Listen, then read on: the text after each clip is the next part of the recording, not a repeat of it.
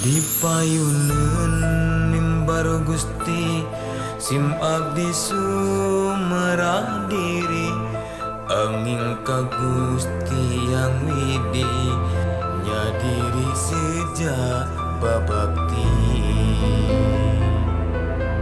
Ya Allah nu maha gopur nyanggakeun badan sakujur ragataya pangawasa angin ka Gusti nenedah rumaos diri teh hilang tuna harta tuna harti tumarima raga lama kot kudosa abdi pasrah kamantena tina sagala dosa teu kiat nandangan engke nampi siksa.